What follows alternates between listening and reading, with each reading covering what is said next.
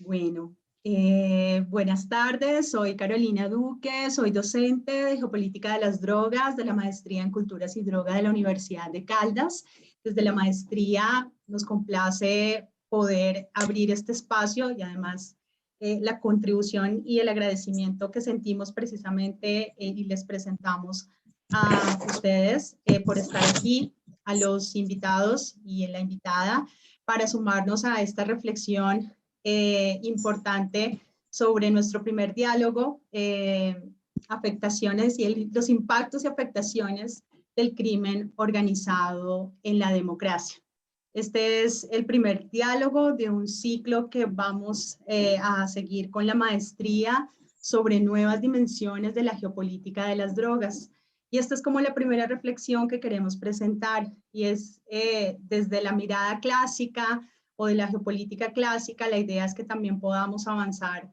Ya todos sabemos y todas sabemos desde el enfoque de Labrousse o su libro sobre geopolítica de drogas, en donde establecía pues como premisa principal de análisis de la geopolítica de las drogas, los conflictos de poderes para el control de los territorios y como la clasificación de los territorios en países consumidores, de tránsito, productores, y la idea es que podamos avanzar más desde perspectivas como la geopolítica crítica, que podamos dimensionar precisamente otros elementos, otros códigos geopolíticos, y en este caso, pues es un aspecto relevante y determinante como es el crimen organizado y las afectaciones de la democracia, que tiene, pues que se relaciona obviamente con que parte de las rentas criminales y de las rentas de los grupos criminales y del crimen organizado, pues es el narcotráfico. Sabemos que hay una diversidad de rentas criminales, pero bueno, también obviamente que el narcotráfico pues es su principal renta. Y lo importante en este sentido es que podamos abrir el debate nosotros desde Geopolítica de las Drogas y podamos vincular también la reflexión sobre el crimen organizado y la democracia. El objetivo precisamente es aportar a la reflexión con elementos de análisis sobre las afectaciones del crimen organizado en la democracia en las diferentes dimensiones, desde los procesos electorales, la gobernabilidad local, el impacto en las comunidades y la sociedad en general. También queremos y promovemos con este diálogo los diferentes elementos de análisis sobre la relación entre el crimen organizado y el poder político. Tenemos grandes invitados y una gran invitada. Y bueno, vamos entonces a iniciar el diálogo. El diálogo, pues la idea es que realmente pues, se pueda hacer un diálogo que no sea algo como muy establecido en términos de presentar, no solamente una persona va presentando, sino que realmente a través de preguntas se pueda interactuar entre los invitados y la invitada y también quienes quieran sumarse al diálogo lo puedan hacer. Les presento al profesor Manuel Moreno, él es el director de la Maestría en Culturas y Droga, que presenta pues un saludo. Gracias, profesor Manuel. Bueno, muchas gracias. Bueno, primero que todo, un saludo muy cordial, muy especial para todos los colegas, para todos los académicos, estudiantes de la maestría, bueno, personas en general que nos acompañan en esta tarde. Como ya lo decía la profesora Carolina, mi nombre es Manuel Ignacio y actualmente estoy dirigiendo la Maestría de Culturas y Droga.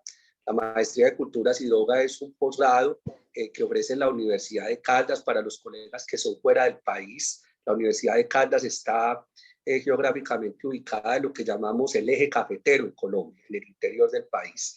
Y la Universidad de Caldas es una universidad de carácter público de la zona occidental de Colombia y dijéramos que a grandes rasgos desde 1993 se creó un grupo de investigación de cultura y droga, que pues para esa época eso era una hazaña porque en el caso colombiano nosotros veníamos con todo el tema y la estigmatización de la guerra de carteles, del cartel de Medellín y del cartel de Cali. Entonces cuando vienen en otra hora a proponer la creación de una maestría de culturas y droga, pues eso fue un escándalo, dijéramos así, para la sociedad colombiana.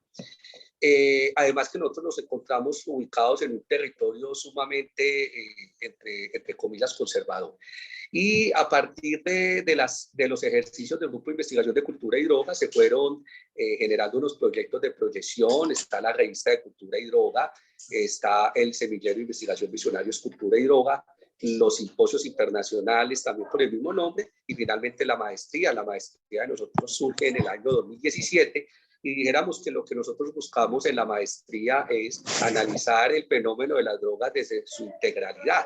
Entonces, un poco también haciendo alusión al pensamiento de la complejidad de Edgar Morin, cómo entender y cómo comprender el tema de las drogas desde diferentes campos de la sociedad.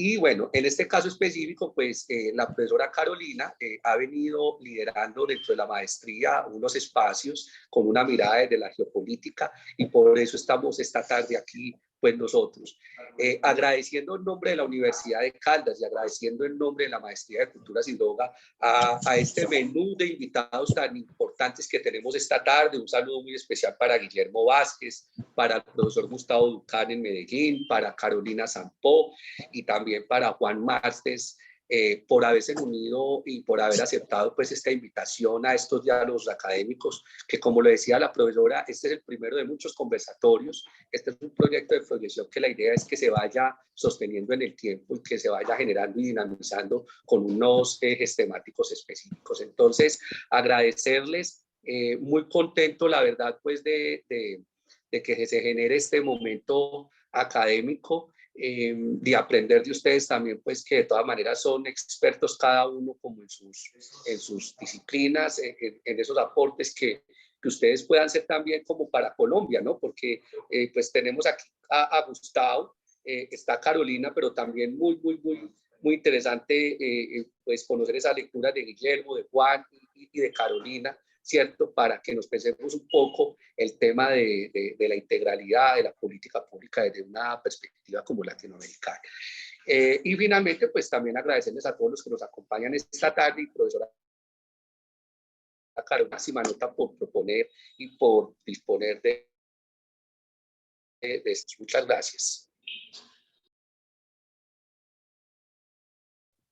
Bueno, gracias, profesor Manuel. Entonces, vamos a empezar con nuestro diálogo, y bueno, nuevamente quiero insistir como estas nuevas dimensiones de la geopolítica de las drogas, que no solamente esté centrado, vuelvo a decir, como en los territorios y en los discursos, sino también en todas estas prácticas, también desde una dimensión como metodológica, desde las prácticas, las dinámicas, digamos, de cómo se construye este concepto desde de la geopolítica de las drogas, desde una geopolítica crítica con otros elementos distintos, y también conceptualmente cómo vincular, y ya lo decía el profesor Manuel, de manera compleja, pero también de vincular el crimen organizado también con las políticas públicas, en este caso de las políticas de drogas, el crimen organizado y la democracia, y cuáles son esos elementos que se relacionan, y también los impactos en los estados desde una mirada de los países, pero también desde una mirada regional.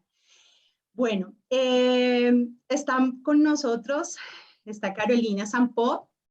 Carolina Sampó es coordinadora del Centro de Estudios sobre Crimen Organizado Transnacional del Instituto de Relaciones Internacionales de la Universidad Nacional de La Plata, Argentina. Voy a hacer como muy breve frente a los perfiles, después los vamos a subir completos.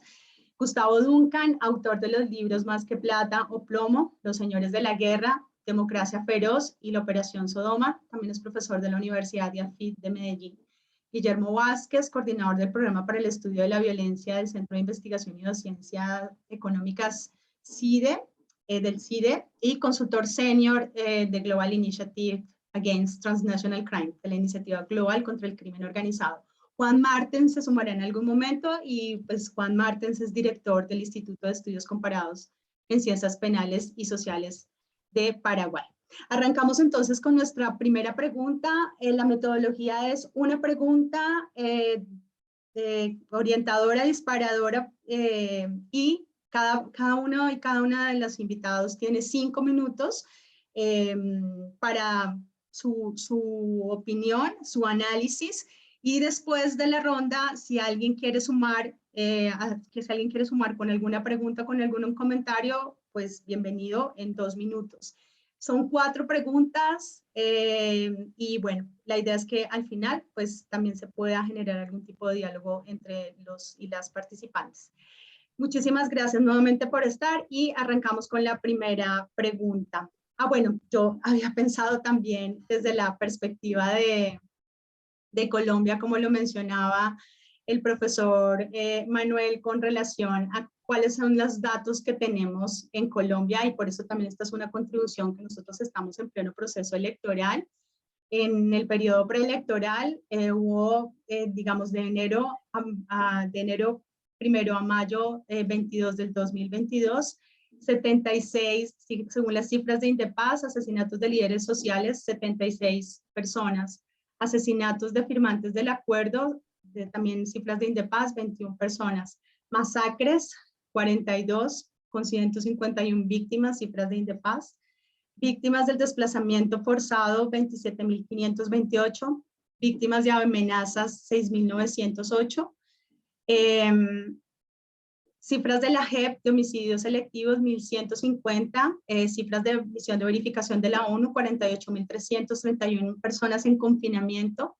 53 personas en situación de desaparición forzada. Bueno, con estas cifras también queremos nosotros y nosotras desde la maestría abrir el debate en Colombia sobre las afectaciones del crimen organizado en la democracia. Primera pregunta.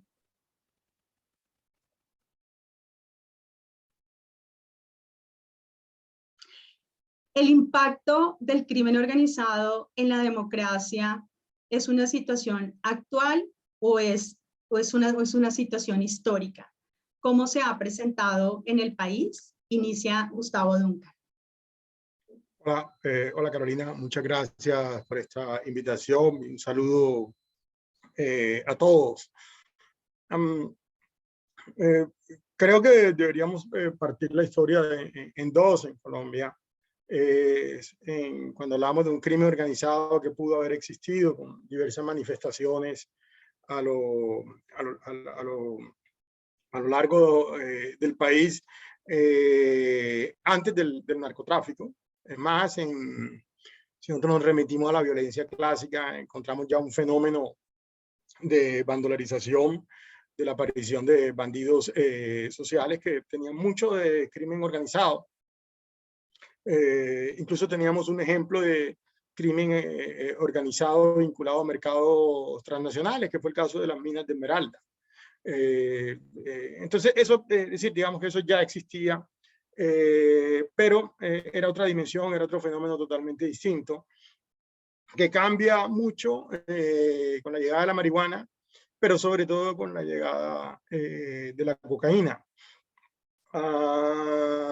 Y que trae un enorme volumen de recursos, es decir, digamos que son recursos competitivos en mercados de poder. Es decir, estamos hablando ya no de un simple crimen organizado que va a comprar protección, que es lo lógico. O sea, el crimen organizado termina relacionándose con el Estado porque necesita protección del Estado. En la medida en que lo que hacen es ilegal, si existe un Estado, el Estado tiene que ser corrompido. De otra manera, el Estado va a reprimir las actividades que cometen. Pero hay una gran diferencia en términos de recursos, cuando los recursos apenas son suficientes para corromper a algunos funcionarios del Estado. Ese es otro nivel, y eso puede ocurrir incluso en todo tipo de países, en todo tipo de estados. Seguramente en países consumidores muy ricos como Holanda o Estados Unidos, por poner dos ejemplos, hay corrupción. Incluso uno podría pensar en el caso de China, que tiene unas políticas de castigo muy fuertes contra el narcotráfico. Es muy probable que haya corrupción también de algún funcionario. Pero ya con el narcotráfico en Colombia se comienza a estar en otro nivel, porque en este caso se disponen de recursos suficientes y de capacidad organizativa suficiente para definir resultados democráticos, que es otro umbral. O sea, es muy distinto un criminal, un mafioso que tiene los medios para sobornar a un funcionario, a un mafioso que tiene los medios para decir qué funcionario puede ser nombrado en el cargo que lo va a vigilar. Y eso se hace ya cuando afectan el poder político. Entonces, la afectación de la democracia por el narcotráfico en Colombia ocurre en el momento en que los narcotraficantes están en condiciones de alterar los resultados democráticos. Es decir, de definir quién puede llegar a determinados cargos de importancia nacional. Ahora, eso pasó relativamente temprano. Se habla inclusive de Turbay, había preocupaciones en Estados Unidos por la financiación de Julio César Turbay, estamos hablando del año 1978, por narcotraficantes. En ese entonces la preocupación era más por el lado de la marihuana. Pero ya es evidente que en la campaña de 1982, en la campaña presidencial entre Belisario Betancur y López Michelsen, que hubo la existencia de dineros provenientes del narcotráfico para financiar las campañas. Incluso se habla de que fueron definitivos los recursos de los narcotraficantes para voltear la votación en la costa por Betancur. Es famosa la frase de López que diciendo y los votos de la costa ¿qué? Es decir, ¿cuándo van a llegar? Entonces en ese momento ya vemos esa afectación. Ahora, eso hay que ponerlo también en sus justas dimensiones. O sea, no podemos llegar al punto de decir que Colombia es una narcodemocracia, porque eso no es cierto.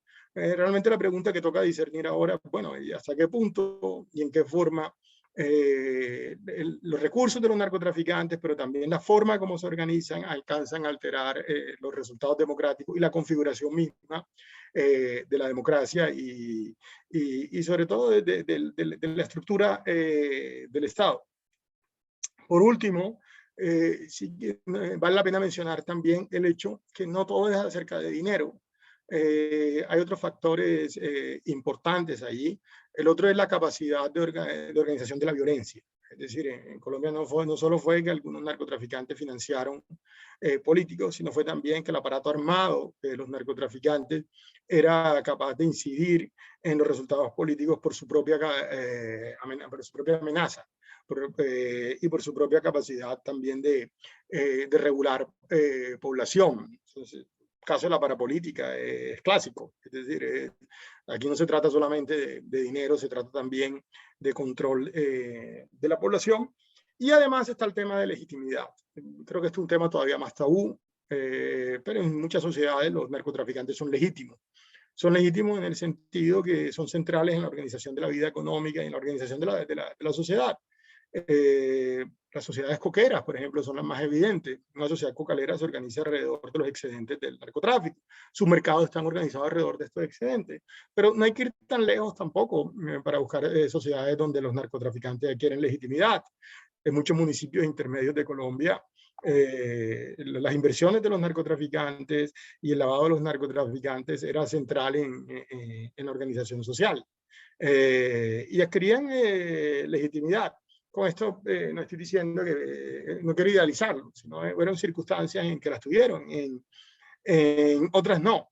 Pero lo cierto es que sí fue un medio de inclusión de una gran parte de la población en los mercados y también un medio de inclusión en el poder. Es decir, los narcotraficantes generaron unas oportunidades de acceso al poder, tanto a través de vías violentas como a través de la política. Entonces, creo que en un esquema general, ahí podemos ya trazar lo que es esa relación entre crimen organizado, en particular crimen organizado derivado del tráfico de drogas desde países productores, con estados relativamente fuertes, como el caso de Colombia, y la democracia.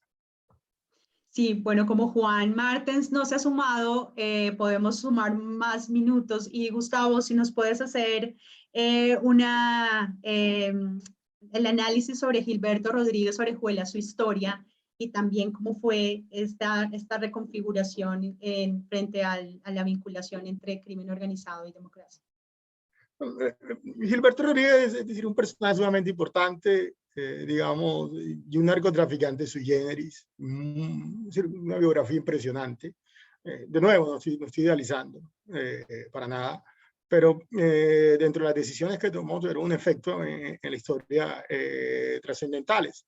Él perteneció inicialmente a una banda conocida como los Chemas, y quien lideraba esa banda era un señor Luis Fernando Tamayo, que lo alcanzaron a entrevistar en la revista Alternativa, una revista de izquierda famosa en Colombia.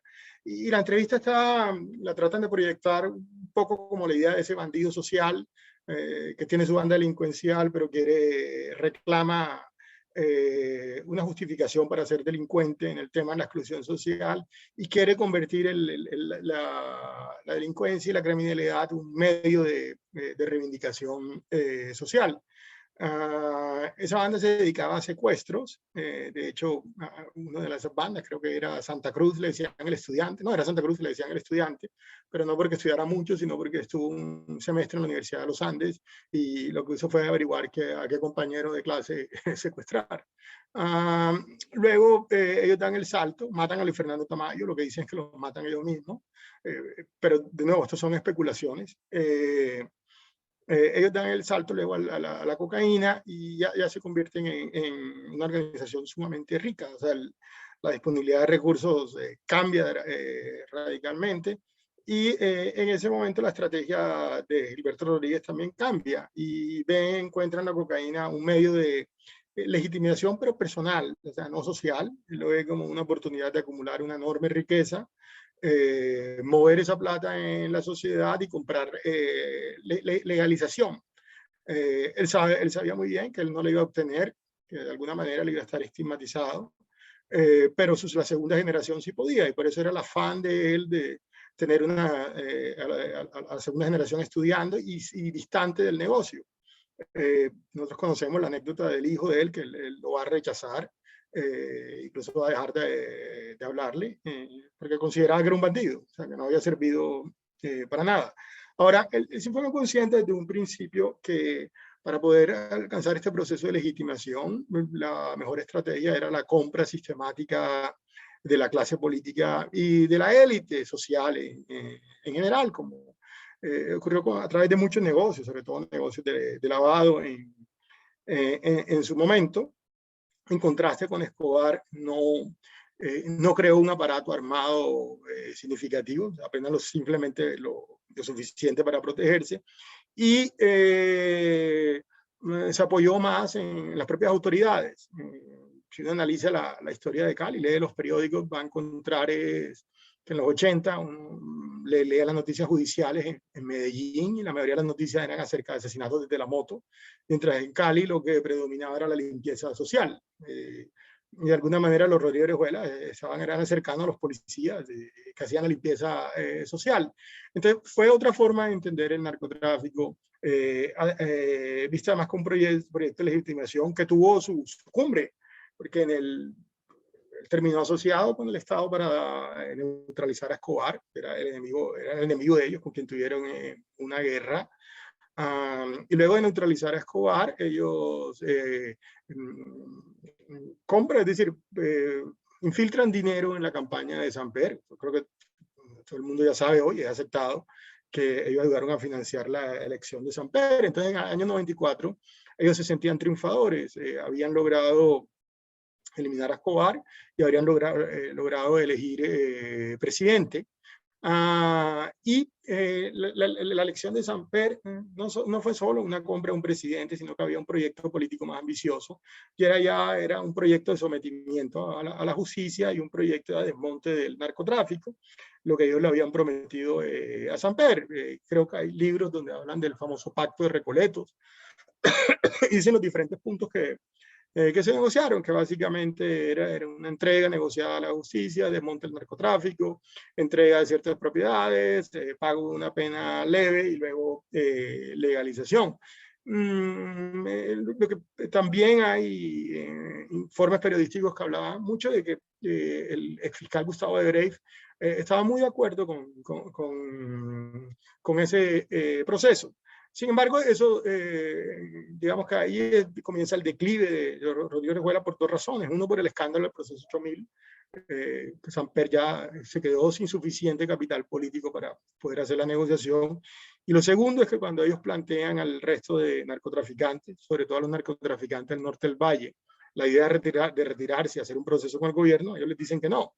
y básicamente que les dicen, bueno, ustedes ya hicieron su dinero y ustedes están de salida, pero este es el tiempo de nosotros. Si ustedes quieren, retírense, no hay problema, pero nosotros seguimos traficando. Obviamente eso bajaba las acciones de los Rodríguez de Juez, los ponían en situación de mucho riesgo, porque finalmente no iban a entregar el desmonte del narcotráfico, perdían su valor en la negociación. Y lo segundo es que iban a quedar muy expuestos luego de la negociación, porque los otros narcotraficantes del norte del valle de seguro iban a quedarse con su fortuna. Muchas gracias, Gustavo. Ahora que Gilberto Rodríguez Orejuela murió y ha sido noticia en estos ayer y hoy. Guillermo Vázquez, adelante. Gracias. Bueno, pues muchas gracias por el espacio y por la invitación. Me da mucho gusto compartir aquí con colegas de la región y colegas que estudian desde hace mucho tiempo este tema. Y bueno, pues en el caso mexicano, pues tristemente ha ido ganando renombre por muchas razones. La primera de ellas, la violencia y la letalidad de la incursión del crimen organizado, sobre todo en las últimas décadas, ya más de una década. Pero este tema no fue así. O sea, usted es de todos conocidos que ha habido una evolución de las organizaciones criminales en México que en los 80s, 90s se dedicaban más a solamente al tráfico de personas y de drogas y al trasiego de drogas, producción y trasiego, producirla y llevarla de punto A a punto B. Esto es a través de territorio mexicano, ¿no? Había necesidad de más porque había solamente un interlocutor con el cual hacerlo, ¿no? No había que expandirse a otros mercados criminales porque pues el interlocutor político era uno y con ese se entendían, ¿no? No había necesidad de más. Estaban, como ahorita mencionaba Gustavo, la corrupción y los acuerdos estaban dichos, hechos para que todo funcionara de manera más o menos homogénea, ¿no? El mercado empieza a cambiar, las organizaciones también, y también con ello cambian los procesos democráticos en México, comienza la alternancia en el año 2000. A nivel presidencial ya venía un proceso de cambio a nivel local en varios estados y en algunos municipios. Pero a partir de ese año del nuevo milenio empieza un proceso ya más intensivo de alternancia. Y eso obligó necesariamente a los mercados, a las organizaciones criminales a tener que cambiar de interlocutores, ¿no? Para empezar, no era un solo interlocutor ya el Partido Revolucionario Institucional, sino ahora también pues había otro partido en el poder y comenzó a haber un proceso mucho más intensivo y acelerado de cambio a nivel estatal y municipal, ¿no? Y esto está ya muy bien documentado en diversos libros. El más reciente, el de Votos, Drogas y Crimen y Violencia, de la doctora Sandra Ley y Guillermo Trejo, que básicamente lo que hacen es documentar y hacer toda una teoría al respecto muy interesante de cómo los actores criminales fueron adecuándose a los nuevos actores que tenían enfrente, ¿no? A nivel local y a nivel estatal, ¿no? Y así empezamos a ver en todo este tránsito en 2010, ahorita recordaba mientras hablaba Gustavo, pues uno de los primeros asesinatos claramente del crimen organizado, cuando los Zetas matan al candidato del PRI, justamente de Tamaulipas, y esto empieza una cadena sin fin de violencia, sobre todo a nivel local, ¿no? Llevamos ya cientos de candidatos asesinados el año pasado, en el último proceso electoral que hubo, porque tenemos otro nuevo proceso. 6 estados estarán en disputa el próximo domingo, entre ellos Tamaulipas, que es, por cierto, una incógnita. Nadie sabe qué va a pasar en gran medida porque no es posible hacer encuestas en Tamaulipas, ¿no? Las grandes encuestadoras del país no pueden entrar a Tamaulipas o lo hacen solo de manera telefónica cuando este tipo de encuestas se tienen que hacer de manera presencial, ¿no? Y sencillamente por la inseguridad que esto implica para los encuestadores, ¿no? Entonces, vemos el año pasado, como les decía, empezamos a ver ya asesinatos de candidatos lo vimos en Sonora, de municipios en Cajeme, lo vimos en otra candidata de ambos de un partido relativamente nuevo, Movimiento Ciudadano, en Guanajuato. Y también vimos, por ejemplo, que en Sinaloa el crimen organizado operó de forma muy interesante en contra del PRI, ¿no? Del partido que estaba en la gobernatura, operó en contra de él y más bien operó a favor del nuevo partido Morena, ¿no? Que es el del presidente de la República, ¿no? Entonces, y lo hizo de forma pues muy estratégica, ¿no? Básicamente un fin antes días antes, 2-3 días antes de la elección, empezó a secuestrar a toda la estructura y el aparato político del partido y del PRI, y lo dejó sin capacidad de operar, ¿no? Pasada la elección, liberó básicamente a todos, les dio, la prensa local registró cómo se les dieron 100 pesos, algo así como un par de dólares para que tomaran un taxi y se fueran a su casa, ¿no? Ya que había pasado la elección, ya que habían ganado el otro partido, entonces ya se libera, ¿no? Lo que vemos es así una transformación y una adecuación de las organizaciones criminales conforme van cambiando los actores políticos y los procesos democráticos y los procesos de alternancia, ¿no?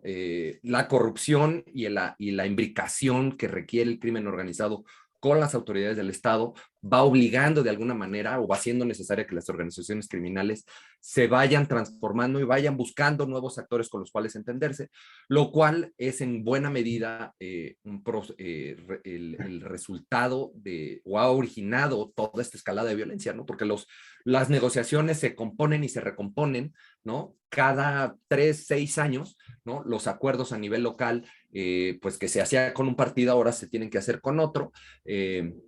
Y esto, bueno, creo que no es exclusivo de México, también lo estamos viendo en El Salvador, como las pandillas ya son actores políticos en activo, ¿no? Que negocian activamente con los actores políticos, más o menos violencia, en este caso menos violencia a cambio de prebendas para los líderes que están en la cárcel. Y esto lo han hecho ya durante varias elecciones y con diversos actores políticos, incluidos, de acuerdo a lo que tenemos evidencia por la prensa local, la actual administración. Entonces, y eso pues empieza a haber una tendencia. Creo que no, en el caso mexicano no podemos decir que ha sido siempre, pero sí está cada vez más presente en el México contemporáneo, digamos, ya las organizaciones criminales con presencia en la política, no como actores políticos, porque creo que todavía no hemos visto un interés fehaciente por meterse a la política y participar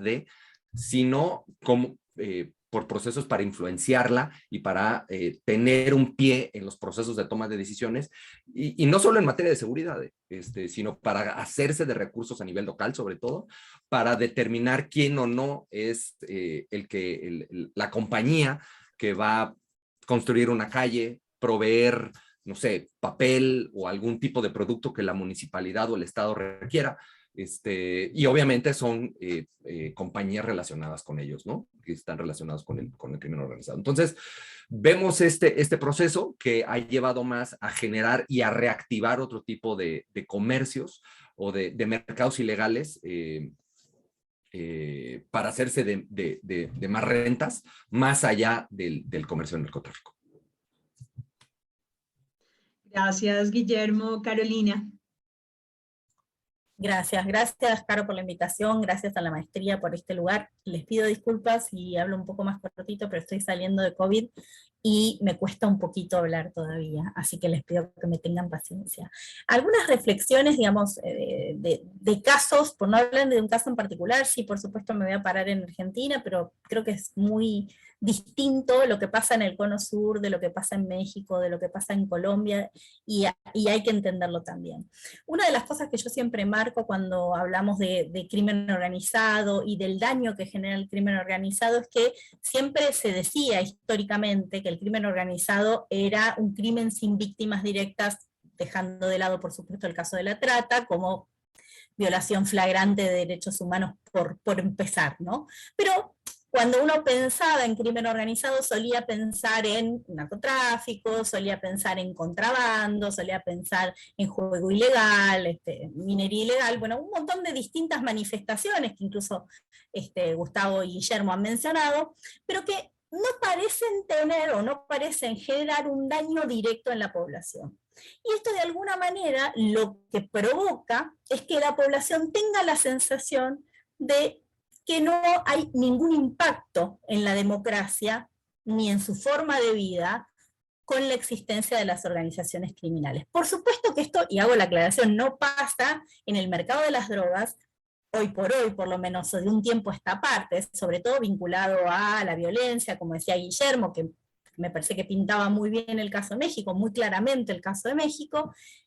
Hoy por hoy tenemos claro, digamos, que hay costos que pueden ser indirectos, pero que están muy vinculados a la presencia, existencia y actividades del crimen organizado. Esos costos pueden ser mensurables en costos sociales, en costos de gastos de seguridad, en costos de gastos de seguridad ciudadana de las personas, de los individuos, pero también pueden ser costos más difíciles de mensurar, vinculados a la corrosión de las instituciones democráticas. Y me parece en ese sentido que podemos ver como diferentes niveles. Yo los escuchaba primero a Gustavo y después a Guillermo, y me parece que en este sentido nosotros, por supuesto, en el Cono Sur estamos muy lejos todavía, por suerte, de esta situación, pero no sabemos por cuánto tiempo más vamos a estar así de lejos.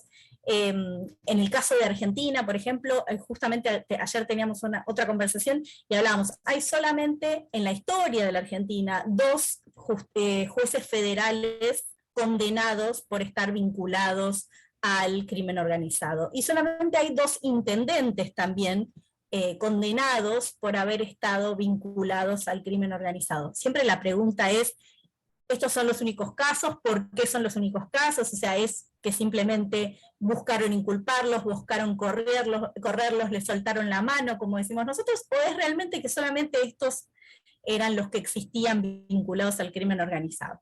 En cualquier caso, más allá de esa discusión, me parece que es claro que nosotros veamos como diferentes niveles, ¿no?, de actuación de las organizaciones criminales a nivel político. Cuando yo lo pienso en términos de Argentina, no lo pienso tan vinculado a la elección de candidatos o la propuesta de candidatos o el asesinato de la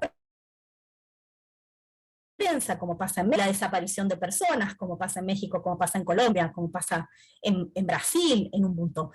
Lo pienso mucho más a nivel micro, ¿no?, de la incidencia, quizás vinculado a lo que decía Gustavo hace un rato, que tienen las organizaciones criminales en algunos puntos territoriales, de gobernanza criminal, donde proveen bienes y servicios públicos alternativos a aquellos que van con el orden del Estado, donde proponen un orden alternativo al que propone el Estado, y que generan, sin duda, legitimidad.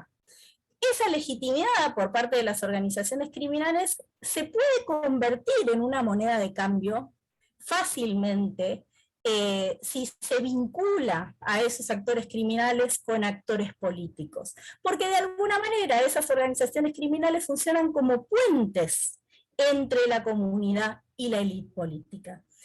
¿Esto qué permite? Esto permite, por un lado, que uno pueda ofrecer apoyos a un determinado candidato, a un determinado partido político, permite también que uno pueda tener influencia sobre las decisiones que se toman en el ámbito de la democracia, ya sea a nivel de alcaldías, como decíamos recién, o gobernaciones, o a niveles más altos.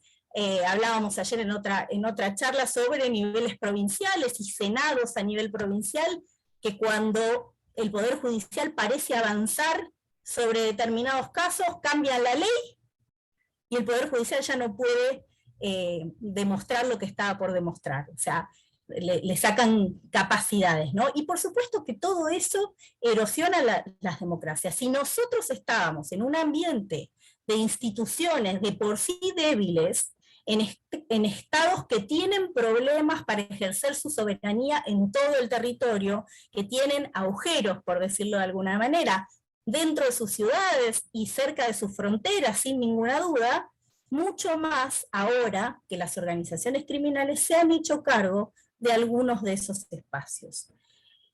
¿Es un problema nuevo? No, no es un problema nuevo. Me parece que lo que cambia es la dimensión de ese problema, y por eso marcaba la diferencia entre el Cono Sur y México y Colombia, porque me parece que de alguna manera uno podría trazar una línea y ver dónde empieza este proceso de erosión democrática, de erosión de las instituciones, a partir, por supuesto, de la penetración del crimen organizado en las estructuras públicas, pero también en las estructuras privadas, a través de la corrupción pública y privada y a través de la connivencia. En líneas generales me parece que eso es lo más importante. Muchas gracias, Carolina. Y bueno, precisamente este diálogo es para poder tener elementos de análisis en donde podamos, como decía también desde lo metodológico, empezar a establecer cada vez y concretar también las dimensiones y los alcances de lo que significan los impactos del crimen organizado en la democracia. Quisiera invitar a los y las participantes si tienen algún comentario, algún análisis, algún elemento que contribuya al diálogo o alguna pregunta.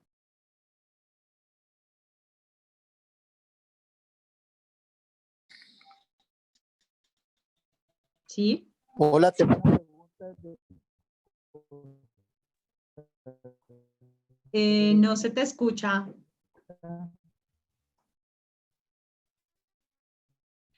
LSA, no se te escucha y nos puedes por favor escribir en el chat tu nombre y si quieres en un momentito Gracias, regresamos cuando tengas. Se habla de Costa Rica, gracias. Paul Chávez desde Costa Rica. La pregunta es... Ah, muy bien. Copiado. No se te escucha, Paul.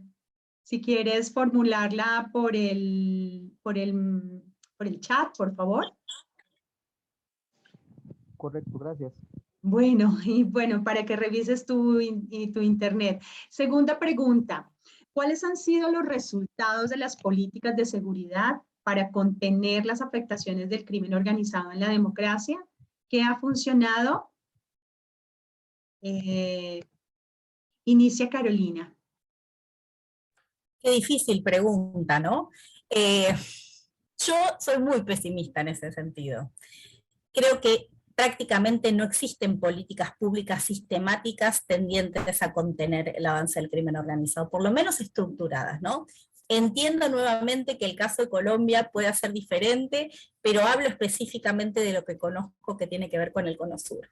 Lo que hemos visto en realidad son reacciones a determinados estímulos, ¿no? En el caso de Argentina en particular, lo que más parecido les puede sonar es lo que se ha visto en la ciudad de Rosario en los últimos tiempos, que tiene que ver con narcomenudeo, ni siquiera estamos hablando de grandes traficantes ni grandes movimientos de drogas, sino más bien un manejo territorial, y donde incluso los que conocen la ciudad y viven ahí hace mucho tiempo dicen que en realidad el negocio vinculado al tráfico de drogas viene a poner en limpio disputas que eran previas a la existencia de ese negocio, ¿no? Pero ahí sí se ha visto un incremento en la violencia, un incremento en los homicidios. Argentina es un país que tiene más o menos 5 o 6 homicidios cada 100.000 habitantes. En la ciudad de Rosario ha llegado a haber 12, 15, según el momento, ¿no?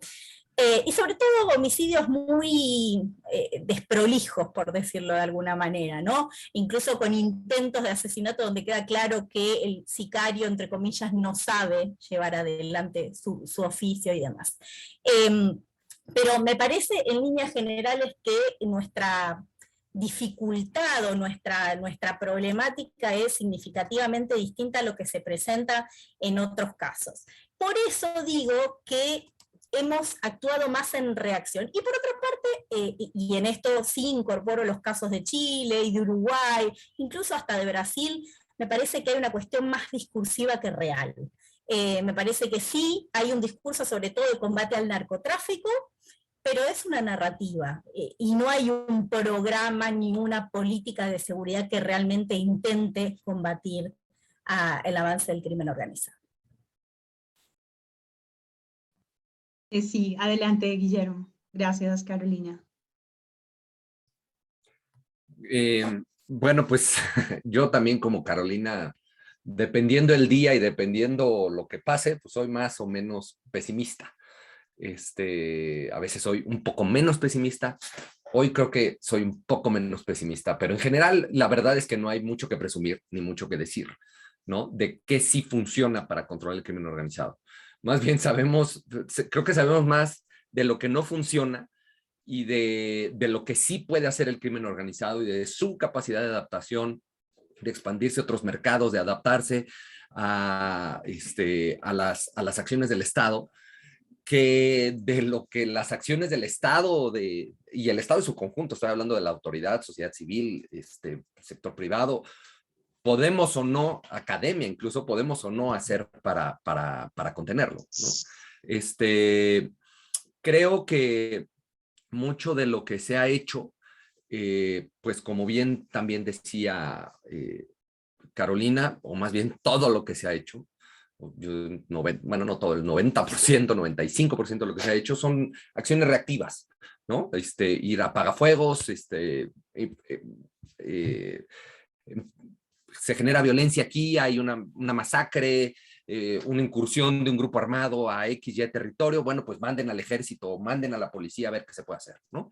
Pero ya que pasó, ¿no? En realidad no hay un interés por entender por qué está pasando, cuáles son las causas, que son muchas, que generan estos procesos de estas masacres, o por qué generan que un grupo armado pueda controlar territorios enteros, ¿no? Y esto es todavía más complicado a la luz de la complejidad de territorios y de países, pues como los que vivimos, ¿no? México no es ninguna excepción, o sea, se habla mucho de México, la violencia de México, primero hay muchas violencias en México, dependiendo de las muchas regiones que tiene México. No es lo mismo lo que pasa en el noreste, en Tamaulipas, en Nuevo León, en Veracruz, donde pues la violencia que ejerció el cártel del Golfo, después los Zetas y todas sus escisiones, pues sigue muy presente, ¿no?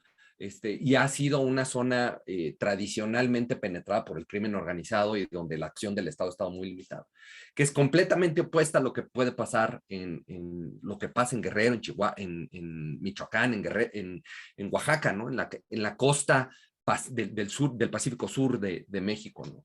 Y ahora lo que sucede en el centro del país, en Guanajuato, en San Luis Potosí, estos enfrentamientos que constantemente están sucediendo con unos niveles de violencia impresionantes, a los que la autoridad solamente puede reaccionar, mandar ejército, mandar policía, ahora Guardia Nacional, que básicamente es lo mismo, ejército, y tratar de hacer presencia, ¿no? Pero en realidad sigue sin haber un proceso, entender estas acciones, las diferencias, y qué podemos hacer de acuerdo a lo que está pasando en cada región del país.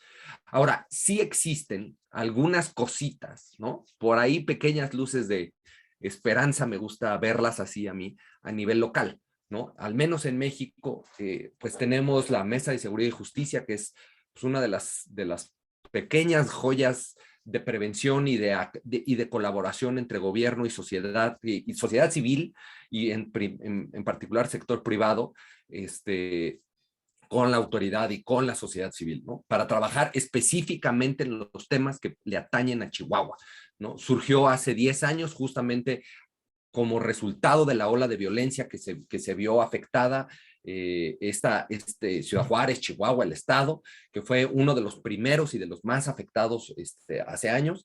Y desde ahí el sector privado dijo, a ver, algo tenemos que hacer, porque el Estado claramente no puede, ¿no? Y entonces desde ahí solicitaron un aumento al impuesto a la nómina, y con ese aumento se creó un fideicomiso que ahora ayuda y contribuye ya desde hace varios años a fortalecer a las policías locales, a la fiscalía, a la sociedad civil en diferentes municipios, y ha sido un ejemplo para muchísimos esfuerzos a nivel local,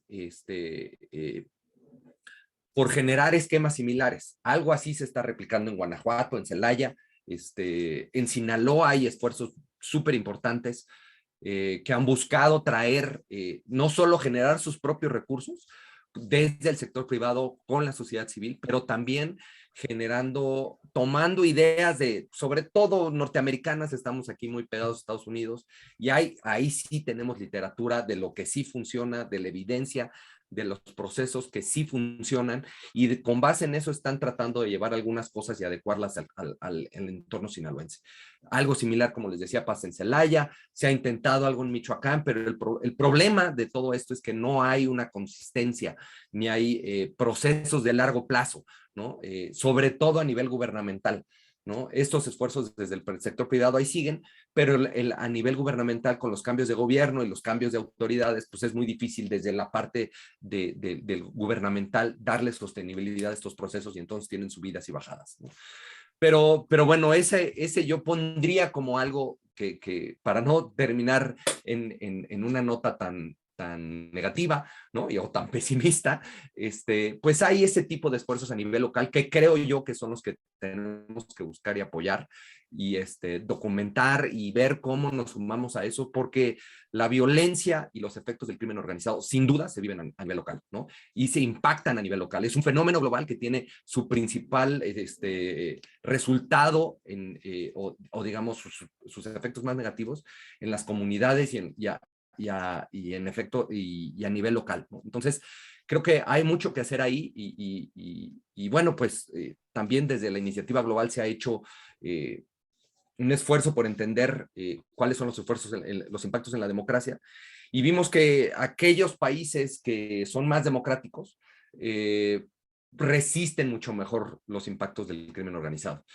Y por otro lado, aquellos que son pues, autoritarios o híbridos, o que sus procesos democráticos, digamos, están mostrando signos de debilidad, son mucho más vulnerables al crimen organizado. Entonces, de ahí también la importancia de promover espacios de democracia, espacios de diálogo, espacios de acción colectiva, ¿no? De resiliencia comunitaria, porque pues la democracia es nuestro mejor escudo contra el crimen organizado, y sobre todo a nivel local, que es donde más impacta.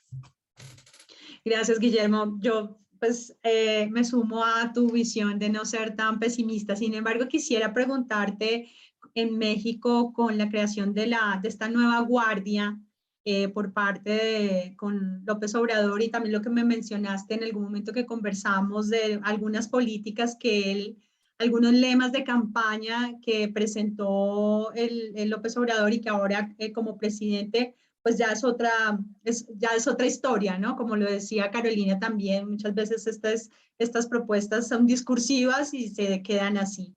Guillermo. Sí, pues creo que ahora estamos viendo mucho los resultados de lemas de campaña muy pegajosos, que tienen un efecto,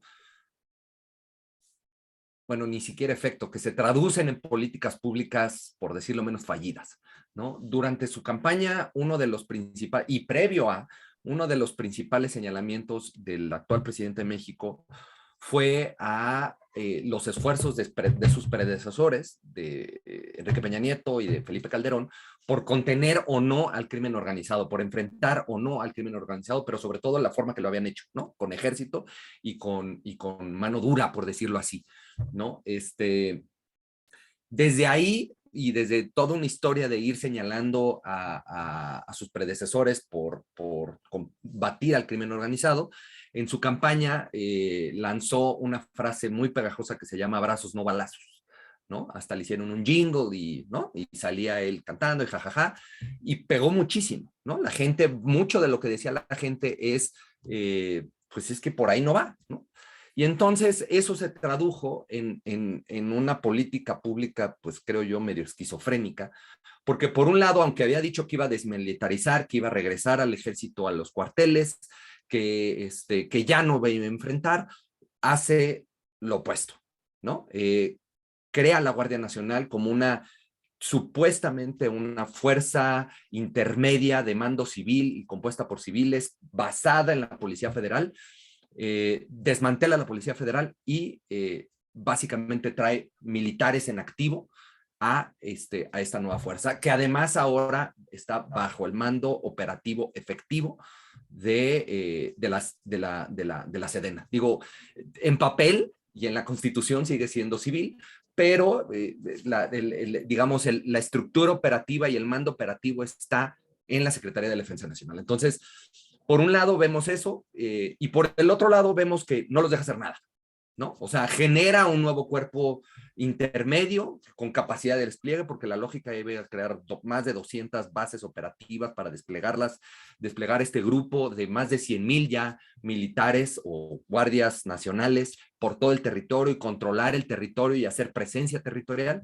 Pero vemos que eso que no funciona, ¿no? El despliegue en sí mismo de militares no sirve o no ha servido, porque si bien se ha estabilizado el crecimiento de los homicidios, se estabilizó a la muy alta, ¿no? Estamos hablando de casi una tasa de homicidios, de 30 homicidios por cada 100,000 habitantes. Justo ayer se cumplió uno de los meses más altos, más violentos de lo que va del año, más de 2,100 homicidios, no me acuerdo, en solo un mes, en todo el país, lo cual es una locura, pues, ¿no? Entonces vemos que no sirve para contener el crimen organizado, pero sobre todo su violencia, la violencia que genera. Por el otro lado, también a una nueva fuerza intermedia, la instrucción clara y específica es: no ataquen, no se muevan, no detengan, ¿no? Y entonces no lo están haciendo, ¿no? No hay enfrentamientos, no hay contención, no hay, o sea, cuando hay enfrentamientos, pues hay una suerte de stand down, y lo que vemos con cada vez más frecuencia es a organizaciones criminales sometiendo a guardias nacionales o a miembros del ejército, desarmándolos, sobajándolos, y retomando territorios, ¿no?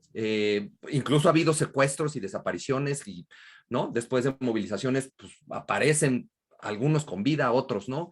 Y entonces tenemos esta política pública esquizofrénica de abrazos no balazos, en la que creas una nueva fuerza intermedia militarizada que no puede hacer nada, que no debe hacer nada, y que además está generando un serio enojo en las Fuerzas Armadas, porque pues están teniendo, como decimos aquí en México, que comer todo lo que está pasando, los tienen amarrados de las manos, están, como dicen también aquí en México, los tienen como perro de rancho, amarrados y con bozal, y nomás ladrando, pero pues no lo sueltan, ¿no? Y no los van a soltar.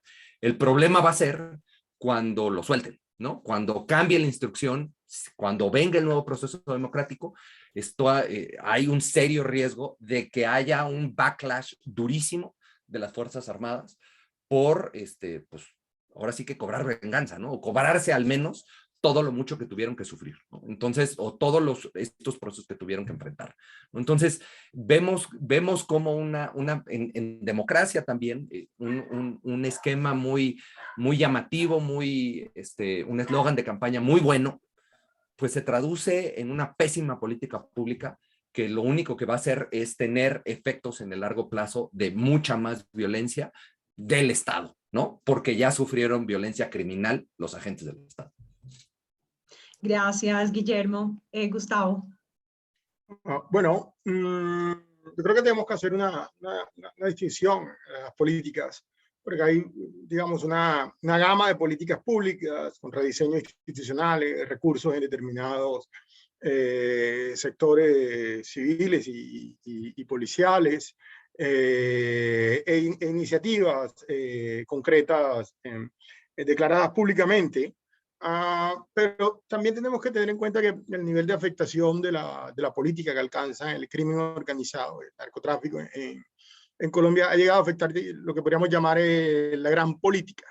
Es decir, esa suma de fuerzas políticas que constituyen un país y que definen las trayectorias que finalmente va a tomar tanto la democracia como la organización de la sociedad. Entonces, en Colombia, sí, no podríamos ver una serie de políticas que se han realizado. En general, se han hecho nuevas inversiones en la fuerza pública, eso funciona. De hecho, el caso de México, como decía Guillermo, va a ser muy interesante ver la política de Obrador, de evitar la guerra a todo costo por parte del Estado, si funciona o no funciona. Es decir, si no hacer nada, entonces, esto es igual también una decisión de política pública. Eso se ha hecho, pero creo que es más importante analizar los cambios políticos en Colombia. Y habíamos quedado en lo que pasó con Gilberto Rodríguez Orejuela, y es precisamente luego que Rodrigo Orejuela decae, es que viene el escándalo por la financiación del narcotráfico en las campañas. Y eso tuvo un impacto significativo, porque muchos políticos fueron a dar a la cárcel. Se terminó de destruir el Partido Liberal, hace implosión ya los partidos políticos, y se debilitó también mucho la relación entre civiles y Fuerzas Armadas. De hecho, se habló de golpe de Estado durante el gobierno de Samper, y eso coincidió con la expansión de las guerrillas en Colombia. Entonces, o sea, digamos que no es solamente los diseños institucionales de las políticas públicas, sino también esa gran política que termina llevando a otro tipo de escenarios.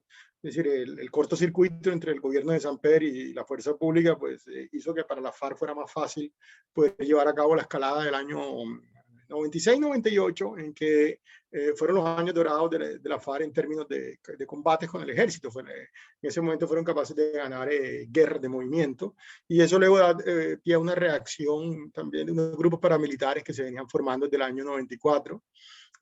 Grupos paramilitares que, entre otras cosas, estuvieron muy comprometidos en la guerra contra Pablo Escobar e hicieron numerosas alianzas con el Estado. Es lo que se conoce como los Pepes, perseguidos por Pablo Escobar, que luego uno de sus líderes, Carlos Castaño, tiene la visión de un ejército nacional paramilitar, y esto ya es un verdadero ejército contrainsurgente, con autonomía, diría que plena autonomía. Es cierto que había muchas interacciones y relaciones con la fuerza pública y la clase política, pero era un agente, es decir, un actor ya como tal del conflicto, y era un actor además que tenía una superioridad sobre el narcotráfico, que era la capacidad de controlar territorio. Es decir, para controlar territorio es mucho más efectivo un ejército privado que los guardaespaldas de un narcotraficante. O sea, digamos que los narcotraficantes comenzaron a ser sometidos por estos ejércitos privados, y era un ejército privado que sí tenía el propósito de expulsar a las guerrillas del territorio, pero también de la mano iba el propósito de gobernar esos territorios. Y ahí entonces nosotros nos encontramos a partir del 98 proceso de expansión de estos grupos y control de los centros de producción de drogas y control de los corredores de drogas. A los narcotraficantes en Colombia, si querían traficar drogas, tenían que pagarle a las AUC, a la Autodefensa Unida de Colombia. Y en muchos casos los líderes de las AUC eran narcotraficantes per se, por sí mismos. Y cambia el panorama totalmente. Es decir, el narcotráfico pasa de los carteles de las grandes ciudades a ser un narcotráfico más controlado por ejércitos privados en regiones periféricas. Y eso también es una paradoja. Es decir, el Estado avanza en el sentido en que ya la amenaza institucional en las grandes ciudades disminuye, pero al mismo tiempo eso se transforma en una capacidad militar muy superior en zonas periféricas.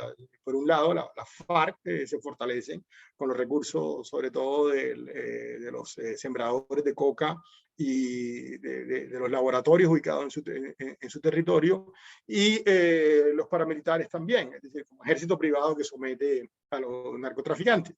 Al final de cuentas, ahí había como una gran transacción entre el cartel del Norte del Valle, que era el gran operador del narcotráfico, y las AUC, que eran quienes controlaban el territorio y ofrecían la protección territorial para el narcotráfico.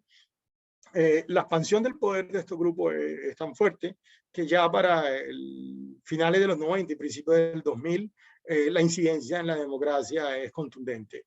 Es decir, están en condiciones al menos de vetar candidatos, es decir, quién puede participar en las elecciones y quién no.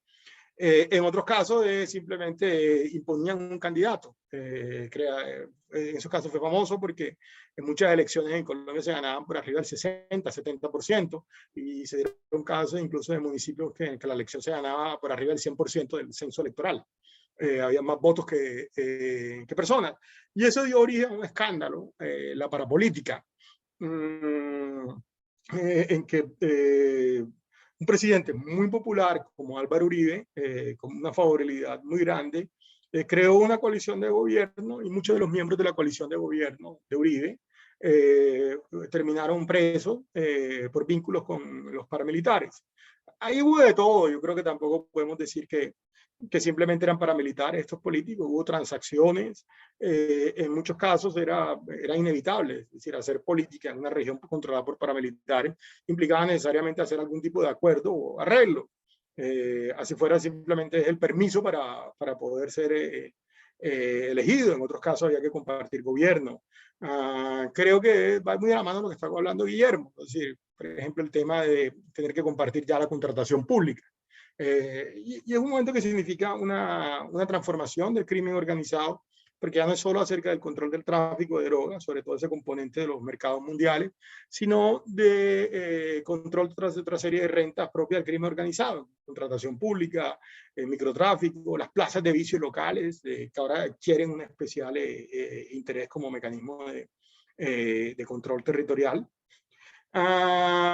Pero paradójicamente, mientras eso ocurre con la coalición política de Uribe y la implosión de los partidos tradicionales, ahí cuando se acaba ya el predominio del Partido Liberal y el Partido Conservador en Colombia, ocurre también una gran movilización mediática y de la justicia en contra de esos vínculos. En muchos casos, además, politizados, es decir, eso se utilizó también para ganar réditos políticos. Mucha de la gente que hizo toda la movilización contra la parapolítica luego acabaron haciendo política y era su principal mecanismo de presentación ante la sociedad. De hecho, el candidato presidencial hoy, Petro, se dio a conocer el país con los debates en el Congreso contra la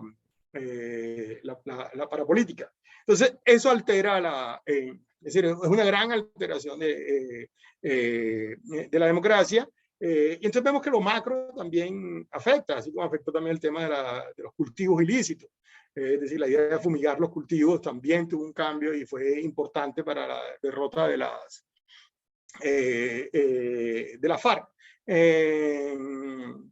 Y creo que el resultado más importante de ese periodo, es decir, cuando surge todo ese movimiento en contra de la parapolítica, es una ruptura entre la clase política y el crimen organizado en sus partes de control territorial, es decir, del uso organizado de la violencia y del manejo de la mercancía.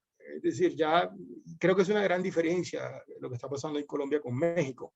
Es que ya la clase política no tiende a hacer acuerdos con un grupo armado, sobre todo después de la desmovilización de las AUC y de la FARC en los procesos de paz, ni con los operadores del narcotráfico como tal, si los que manejan la mercancía, sino que las negociaciones comienzan a hacer con otro tipo de actores, ya más ligados al lavado, a la contratación pública y al contrabando. El contrabando se utiliza mucho para lavado. Entonces, al día de hoy uno no encuentra tanta incidencia en la democracia de quienes se encargan de la parte ya de ejercicio del control armado, territorial armado, y de quienes manejan el trasiego de drogas de un punto A a un punto B, por decirlo de una manera, y la producción también de esas drogas. En Colombia hay muchos laboratorios de cocaína. Eso también es posible porque el Estado lo llevó cada vez más a la periferia. De hecho, el gran triunfo del Estado colombiano es que llevó esa fase a la periferia, el control territorial lo convirtió en cada vez más periférico. Sin embargo, sí hay una gran acumulación de capital y toda una suerte de capitalismo que funciona alrededor de estos excedentes. Un capitalismo además que funciona, da empleo y es viable. Es decir, ya digamos que no es un capitalismo dependiente de los ingresos del narcotráfico per se, sino que ya tiene su dinámica propia. Y en esto sí hay una alteración de la política. Es decir, todos estos empresarios sí son capaces al día de hoy de alterar los resultados políticos. Yo diría que influir en los resultados electorales e influir cómo se configura el Estado como tal en la práctica. Es decir, cuáles fueron las fuerzas políticas que lo van a ocupar. Incluso hoy en Colombia, que las elecciones nos mostraron que vamos a tener un candidato, vamos a tener un presidente populista. Las dos opciones son populistas. También una de las grandes preguntas es cómo se va a ajustar este capitalismo con con el nuevo presidente, pero este es un capitalismo que de todas formas necesita protección institucional. Es decir, un capitalismo que, digamos, sin la protección del Estado no funciona. Es decir, si los jueces y los policías hicieran su tarea, este capitalismo no funcionaría, porque lo que harían sería desmontar la fuente de riqueza y los negocios de estos empresarios. Entonces, creo que tenemos que verlo, es decir, no solo como las políticas, los diseños de políticas que sí requieren mucha atención, sino también cómo afecta la gran política. Creo que en México fue un poco de lo mismo, es decir, Guillermo nos hablaba, y textos como Astorga y Trejos y Ley muestran cómo ha alterado la política, es decir, cómo la salida del PRI le dio una oportunidad a los carteles de tener de control armado de la población, cómo la guerra luego posterior entre Zetas y demás grupos crea una expansión nacional de los narcotraficantes, una afectación de la democracia local. Y sería muy interesante ver el resultado de la política de Calderón. Es decir, la gran pregunta es ya digamos, en términos de cómo afecta esa gran política, es la idea de no tener una política clara para represión del narcotráfico, ¿a dónde nos puede llevar? Es decir, si se van a crear organizaciones armadas con mayor capacidad de control territorial y de disputa del poder político de la clase política profesional. Y también una gran pregunta que yo me haría en el caso de México, no sé, porque me desconecté de México a fondo en 2013, es si esta política, digamos, de abandono de la represión por el Estado no puede llevar a que las fuerzas militares o la fuerza pública gane autonomía y se salga de control desde el propio Estado. Es decir, se vuelve un actor más y un actor en que la clase política, los civiles, pierdan su control y nos vamos entonces a tropezar con un escenario sumamente peligroso, en que eventualmente la fuerza pública, por su mayor capacidad, termine involucrándose con el crimen organizado y eventualmente dominándolo, pero también contaminándose de toda una serie de prácticas indeseables. Sí, gracias, Gustavo. Y sigue precisamente esto da pie para esta última pregunta, ya son las 3:48, y que tiene que ver con la gran discusión, consideraríamos, bueno, frente a si el crimen organizado, vemos que esto no es una situación actual, vemos que tiene una dimensión histórica, vemos que tiene unas diferentes dimensiones también desde la gran política, pero también desde lo local y también, bueno, hablando de cuáles son esas políticas que se implementan y qué funciona y qué no funciona. Y en el marco del actuar y del accionar del crimen organizado de los grupos armados criminales, ¿ustedes qué consideran si buscan configurarse como un actor político o incidir en las decisiones del poder político? ¿Y cuál es ese alcance a nivel de país y cuál es ese alcance a nivel regional frente a una afectación, digamos, de nuestros sistemas democráticos en Latinoamérica? Carolina. Creo que es muy difícil de contestar, es complejo. Yo creo que el crimen organizado intenta influir, y por supuesto, como decía, me parece que no es lo mismo hablar de México que hablar de Colombia. Quizás tenga que ver con la forma en la que busca esa influencia, ¿no? Me parece que a lo mejor en algunos lugares es más sutil, y eso también tiene que ver con cómo se vincula con la élite política y los actores estatales. Yo creo que a esta altura todos coincidimos, o podemos coincidir, no sé si coincidimos, en que el poder no necesariamente está en aquellos que gobiernan. El poder está detrás de aquellos que gobiernan. Entonces, por supuesto que hay un vínculo que tiene que ver con tratar de generar mejores condiciones para que el crimen organizado, o quien sea, desarrolle sus actividades lo más tranquilamente posible, ¿no? Pero me parece que esa influencia puede adquirir diferentes formatos. Me parece que no es lo mismo buscar generar alianzas, digamos, entre la sociedad civil y las organizaciones criminales y la élite política a través de la legitimación, como decíamos hace un rato, a través de la provisión de bienes y servicios públicos, que no deberían proveer, por supuesto, que debería proveer el Estado, pero que el Estado no está proveyendo en algunos lugares, por lo menos en particular. En esto me parece que, por ejemplo, el caso de Brasil y el crecimiento del PCC en el seno de lo que debería ser el lugar del orden estatal, que son las prisiones, es muy paradigmático para entender ese vínculo entre organización criminal, la sociedad o la comunidad y la élite política, ¿no? O sea, ¿y hasta dónde la élite política realmente está interesada en controlar, en combatir a las organizaciones criminales, más allá de a lo mejor querer reducir la violencia, como podría ser en algunos casos? No sé, ha pasado en Brasil mismo, ¿no? En el 2016, 2017, donde hubo grandes matanzas y después la cosa se calmó un poco, más allá de cuál sea la teoría de por qué se calmó.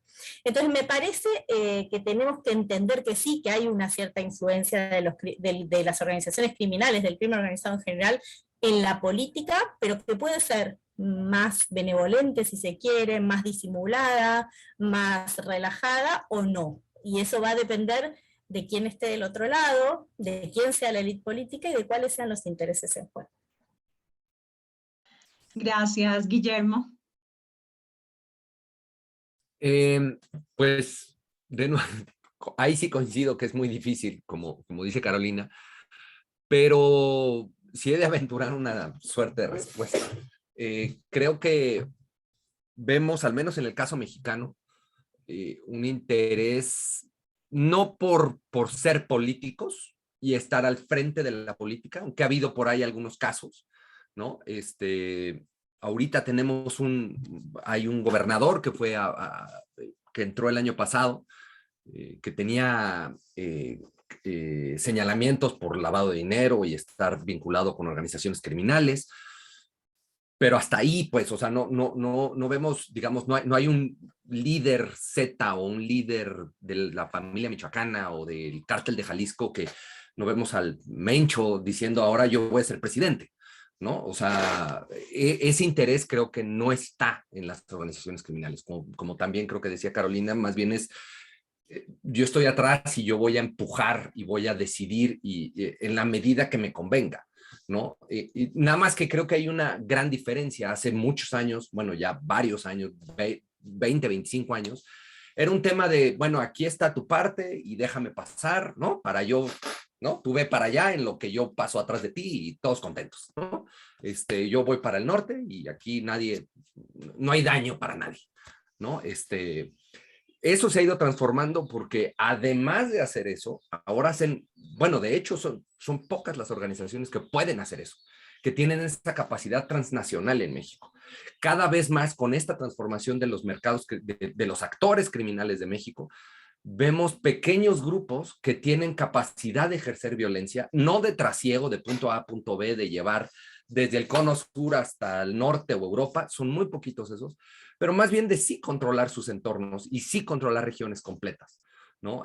¿Para qué? Para obtener rentas, ¿no? de extorsión, para controlar otros mercados ilegales, el tráfico de personas, el tráfico, la trata de personas, el robo de combustibles, el secuestro, la piratería, la tala ilegal, ¿no? Y eso creo que es lo que va generando un problema muy serio para la democracia. Un poco regresando a este tema de ¿para qué nos sirve o no la democracia?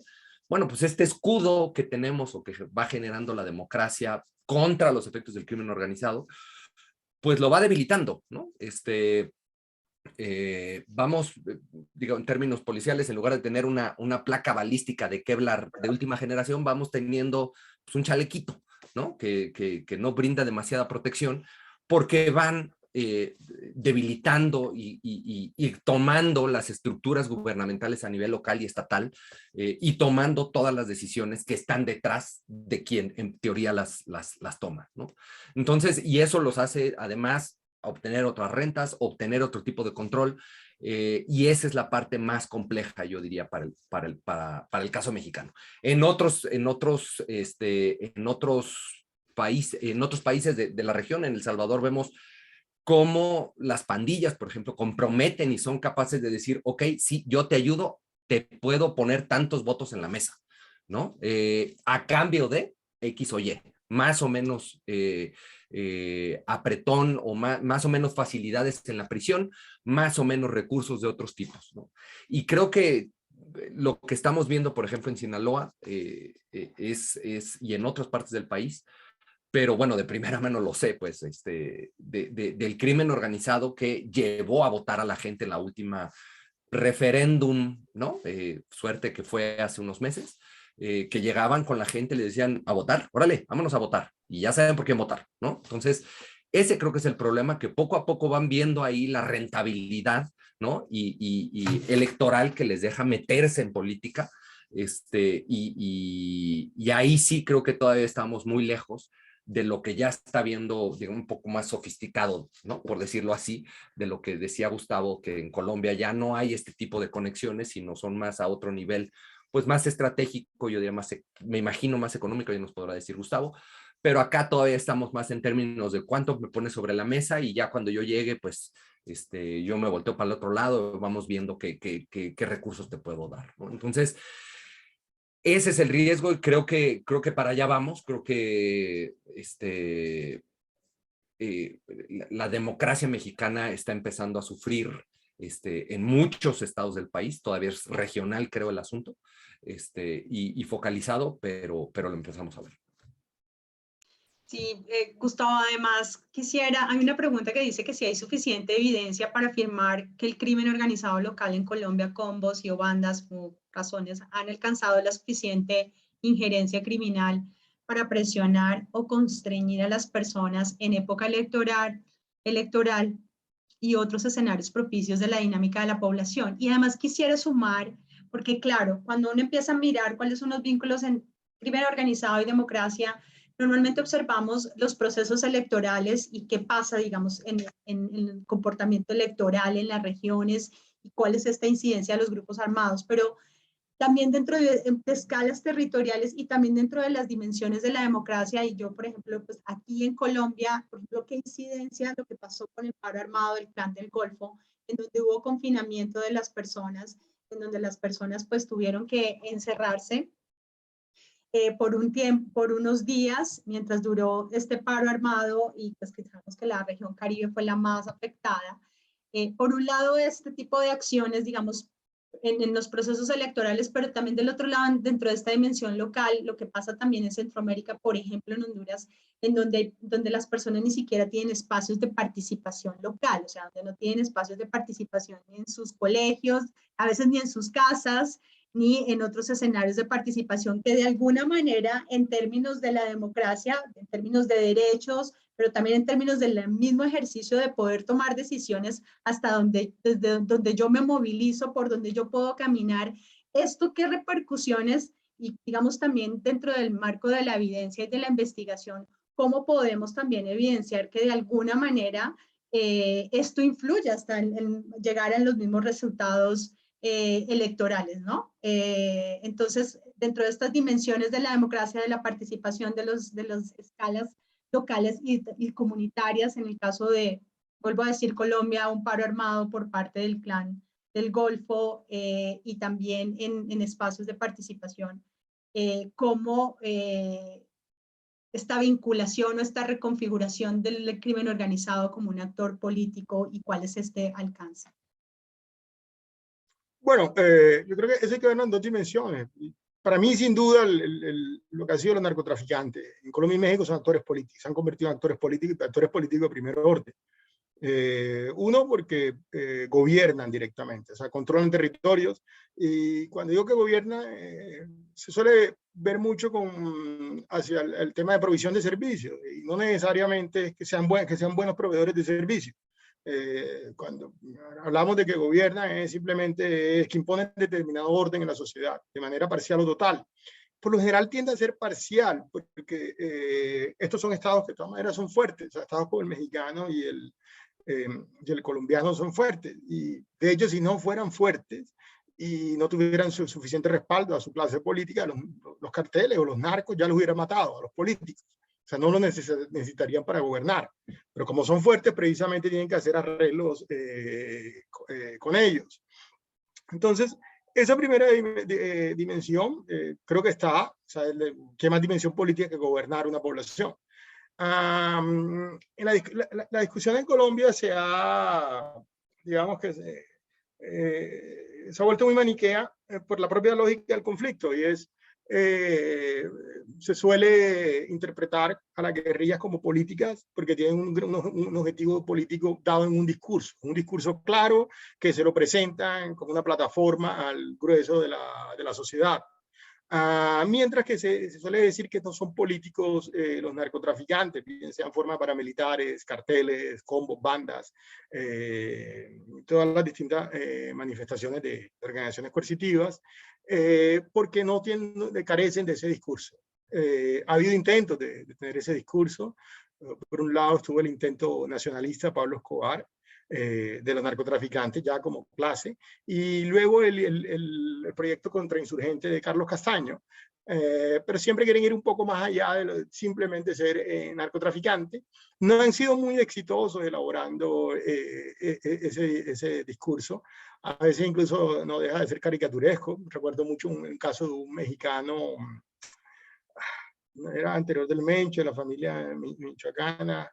Ay, se me olvidó el nombre ahorita, que creo que era Caballeros Templarios, que utilizaba, el más loco, Nazario Moreno.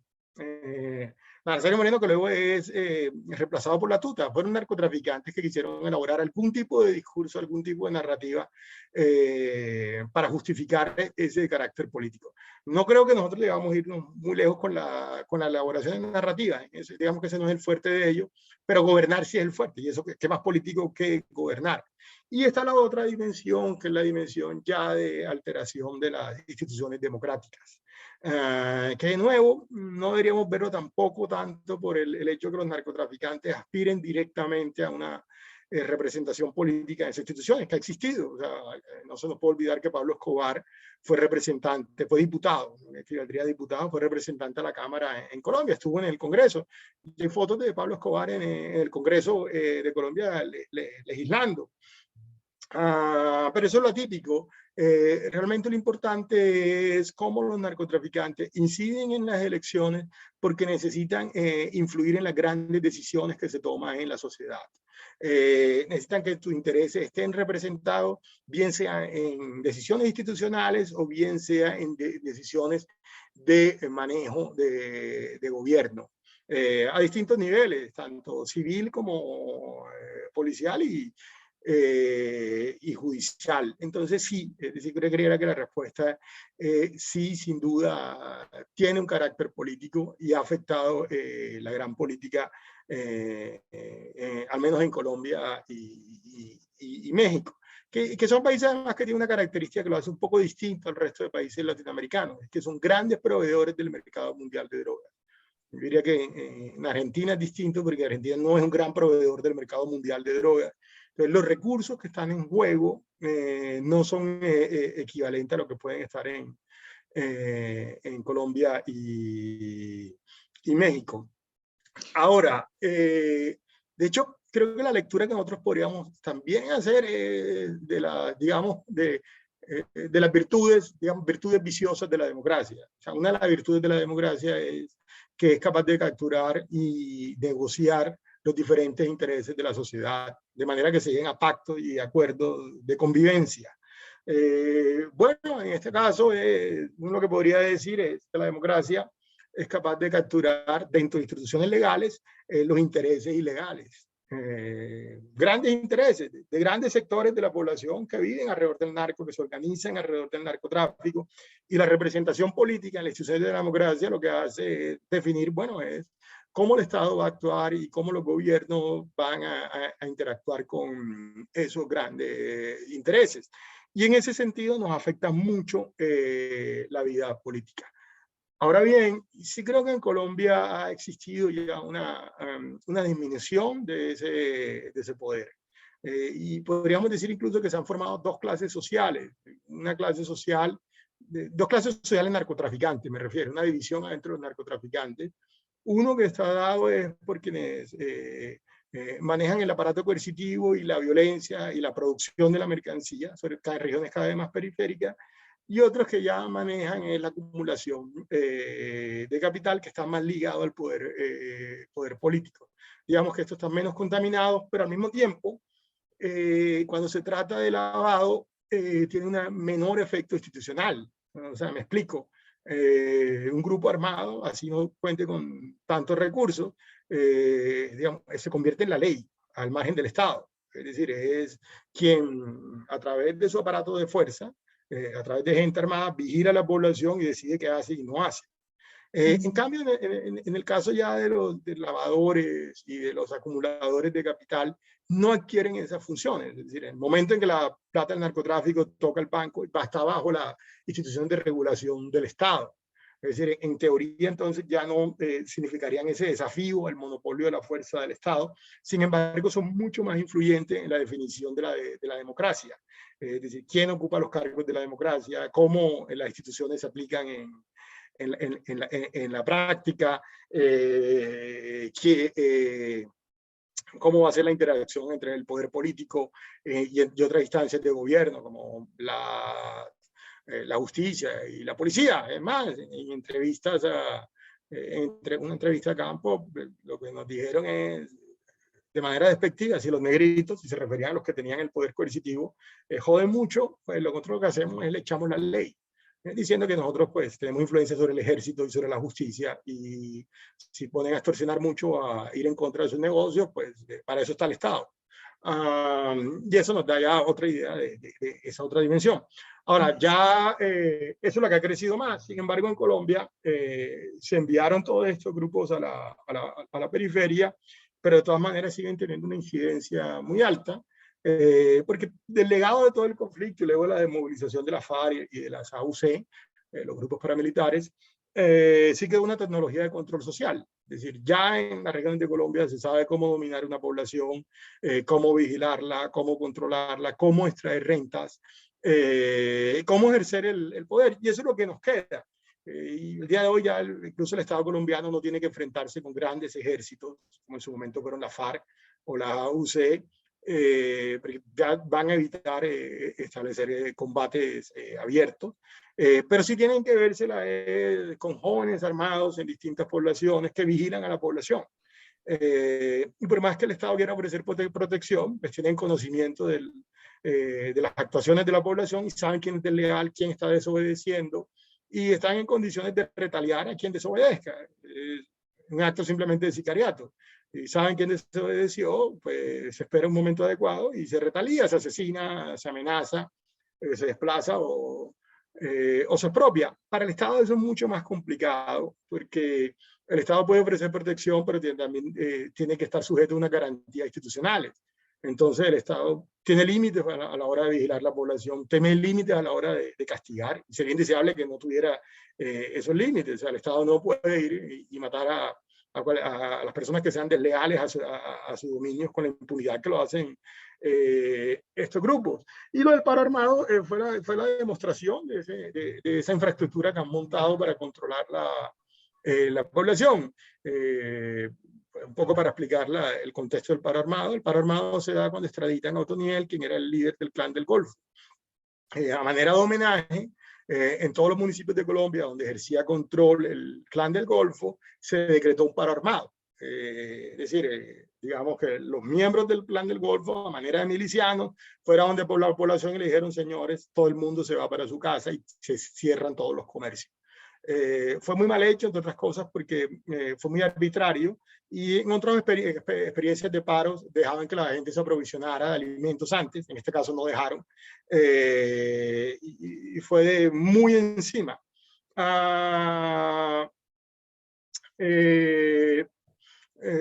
Y quizás lo relevante en esta historia es que eso demuestra es que ya existe una capacidad instalada, porque hacer un paro de este tipo en 100 municipios no se puede hacer de un día para otro si la población no siente que existe una amenaza real. Imaginarse que simplemente desplegar hombres armados en todos los municipios y que la población crea que la amenaza es real no se puede de un día para otro, eso toma tiempo. Es más, y esto es algo que también ocurrió en México durante la expansión de los Zetas. se convirtieron sumamente importantes ciertos delincuentes locales, sobre todo aquellos que manejaban plazas de vicio. No tanto por los recursos que dieran las plazas de vicios como tal, porque si uno compara las cantidades de droga y los precios de la droga en los mercados internacionales, esto se trata de rentas más pequeñas, sino que quien ejerce el control sobre las plazas de vicios y sobre esa pequeña criminalidad tiene el control de la población. De hecho, el valor del control de las plazas de vicios es un valor eminente, principalmente político. Por supuesto, también da renta, sirve para pagar la nómina de los soldados, pero políticamente es mucho más importante. Y sí creo que la respuesta es sin duda. Colombia todavía tiene ese problema, pero digamos que está en descenso. Creo que hay motivos para ser optimista, aunque últimamente, ya en el último año, ya uno comienza a ver un rebote a partir del 2020, 2021. Es decir, comienza a crecer de nuevo el número de hombres armados en este tipo de grupos, bien sea la antigua guerrilla, el ELN, que actúa como señores de la guerra, bien sea la disidencia de la FARC, que también son señores de la guerra, o bien sea el Clan del Golfo y demás bandas de grandes ejércitos privado. Uno ve un rebote, uno ve cierta expansión, también ve un incremento de los cultivos de coca, de la producción de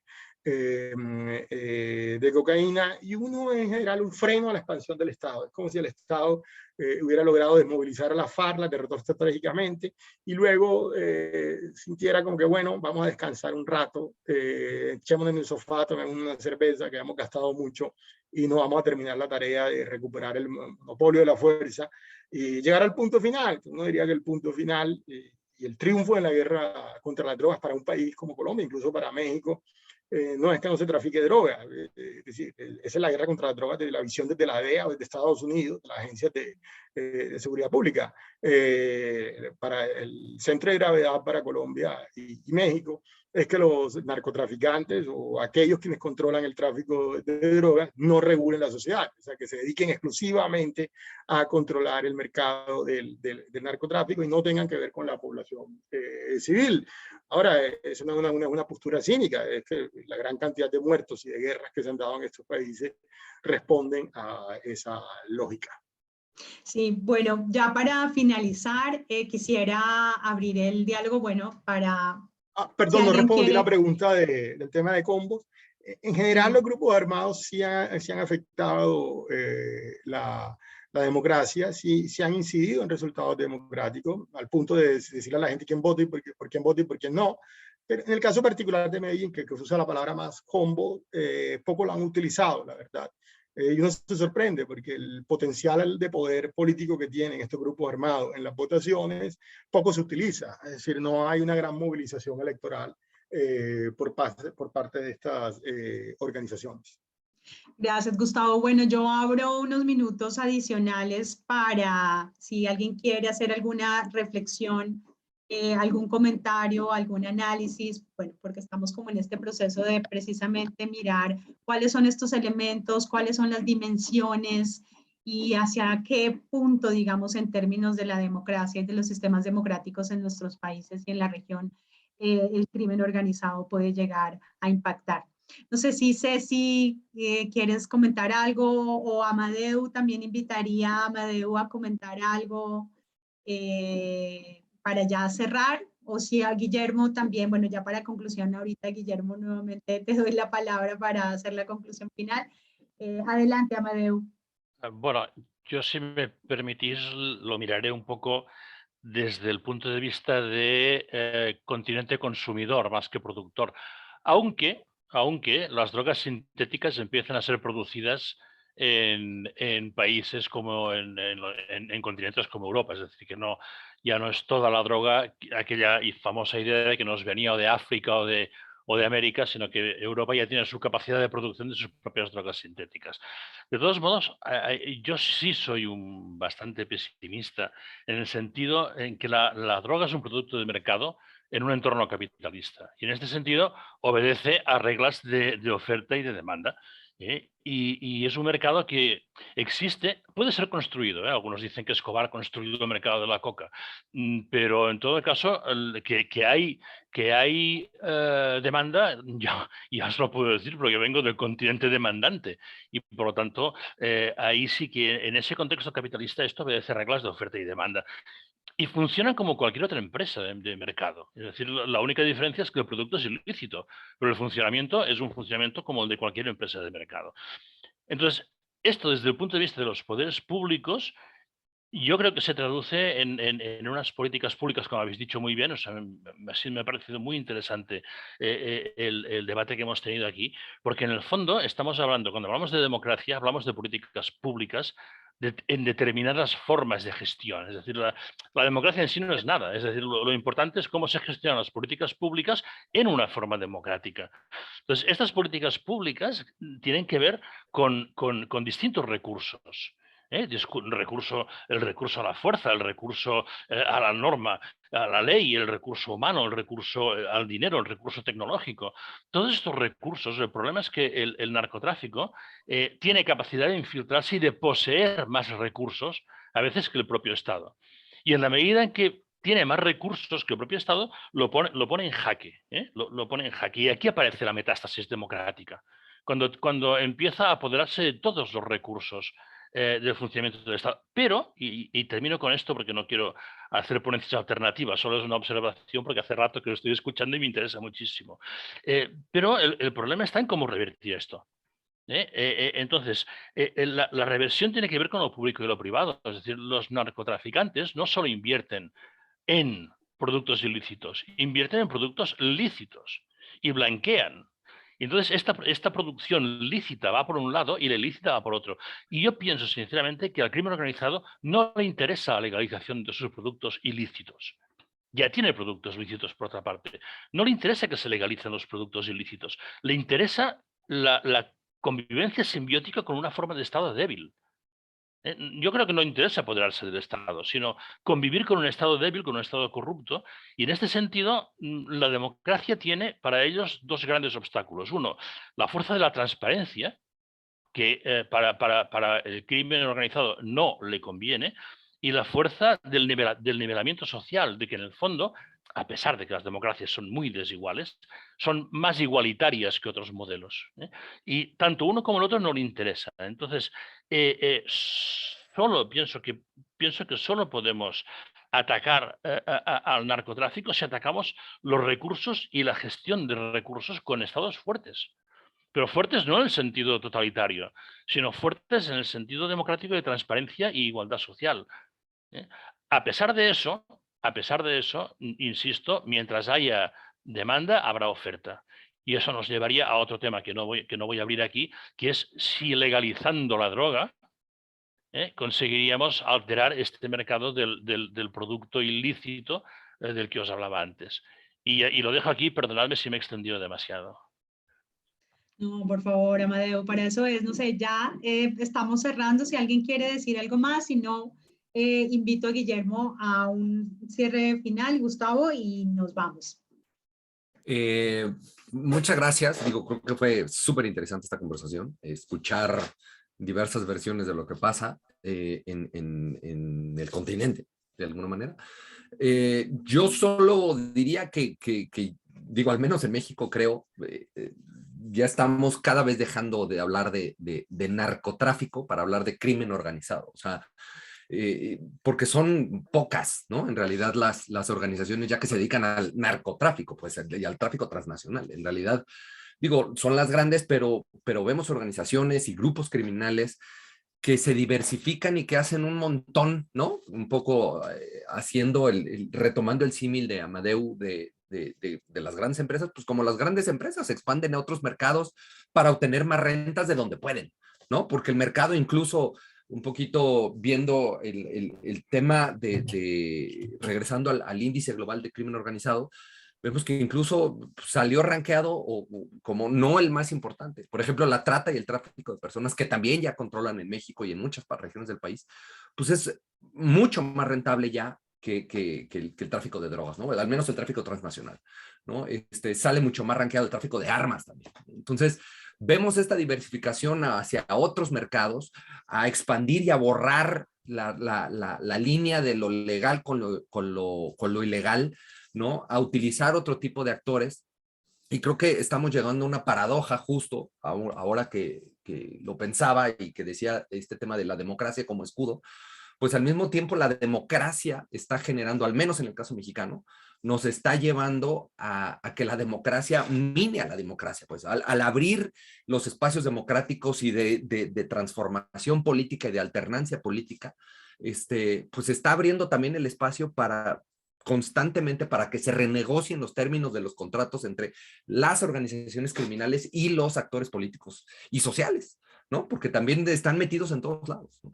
Entonces, es como la víbora que se muerde la cola, ¿no? O sea, ¿qué tenemos que hacer? ¿Cómo lo hacemos? Pues sí, coincido, necesitamos estados fuertes en todo sentido, no en un estado solamente totalitario, pero creo que lo que yo diría, y es como la tragedia del asunto, es que necesitamos liderazgos decididos, ¿no? En todos los niveles de gobierno, a trabajar con la sociedad civil, a trabajar en estados fuertes, en instituciones fuertes que brinden, generen un estado de bienestar, promuevan un estado de bienestar, un estado de seguridad y que trabajen como un actor más, tal vez el más importante, ¿no? Pero ahí está la tragedia, que no veo en la región liderazgos de esa naturaleza, más bien veo lo contrario, ¿no? Creo que veo un contagio de populismo, de respuestas rápidas, de respuestas dicharacheras, ¿no? Lo vemos a lo largo y ancho de la región y esa es la tragedia, ¿no? Que lo más probable es que veamos en los próximos años, pues democracias, pues aún más débiles. Y con eso cierro. Muchísimas gracias, Carlos. Muchas gracias, Guillermo. Gustavo, una conclusión final. No, yo creo que ya bastante está dicho. Sí. Bueno, gracias, Gustavo. Muchas gracias, Guillermo. Gracias, Amadeu. Gracias a todos y a todas por este espacio. En el 2008, Luis Jorge Garay escribió un libro que era La reconfiguración cooptada del Estado, y que también en su momento se habló mucho de la captura ilegal del Estado, se ha hablado de estados fallidos, en fin, hay diferentes como enfoques y posibilidades de explicar qué pasa cuando el Estado se termina convirtiendo en una renta, y en este caso se termina convirtiendo en una renta también del crimen organizado. Y entonces es ahí donde en el marco, por ejemplo, de las drogas, de la guerra contra las drogas, de la geopolítica de las drogas, pues sin duda hay que ampliar estas dimensiones en la discusión, porque seguimos amparando también las políticas a partir de esta guerra contra las drogas y detrás también desde esta geopolítica crítica de cómo, a dónde llegan estas, como dice Tawalt, de cómo finalmente las preguntas de investigación, porque esto también es una invitación a que sigamos investigando, que sigamos dimensionando, digamos, desde el marco de, en el caso nuestro, de la maestría de la geopolítica de las drogas, pero también, bueno, ya se han hecho investigaciones, Gustavo, por ejemplo, desde la gobernanza criminal, Global Initiative con su índice global de crimen organizado y otras investigaciones. Sin embargo, consideramos que es importante seguir dimensionando, seguir también encontrando respuestas para que no nos quedemos como con las manos cruzadas frente, y sobre todo ahora en estos procesos electorales, donde los gobiernos y donde estas propuestas populistas terminan siendo muy dispersas y muy volátiles, y las comunidades siguen confinadas, los gobiernos locales siguen sin acompañamiento ni capacidad de respuesta institucional, y sobre todo que este negocio sigue aumentando porque pues dentro de un esquema capitalista seguirá siendo así. Así que bueno, mil gracias y de verdad vamos a seguir precisamente con estos diálogos. Lo que vamos a precisamente a proponer como siguiente diálogo es precisamente cómo se construyen estas narrativas dentro de diferentes escenarios en el marco de esta geopolítica de las drogas, pero empleando precisamente dentro de estas miradas de la democracia y del crimen organizado. Muchísimas gracias por su tiempo y nos veremos pronto. Hasta pronto. Y de verdad, nuevamente, Hasta luego, mil Carolina. gracias y un Muchas abrazo. gracias. Hasta luego, gracias por Hasta la luego. invitación. Gracias. Saludos a todos. Chao.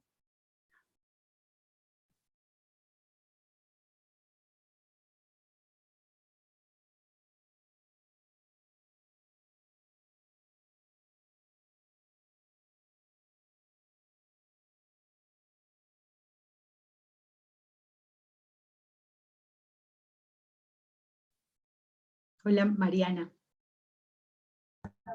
¿Qué, profe? ¿Cómo está? Hola, profe. Qué pena, creo que por acá me haces. Bueno, perdón un momento, es que estoy por acá en contexto laboral. Regálame un momento. Ahí nos vemos, tranquila. Listo, conversamos Chao, chao. entonces más tarde.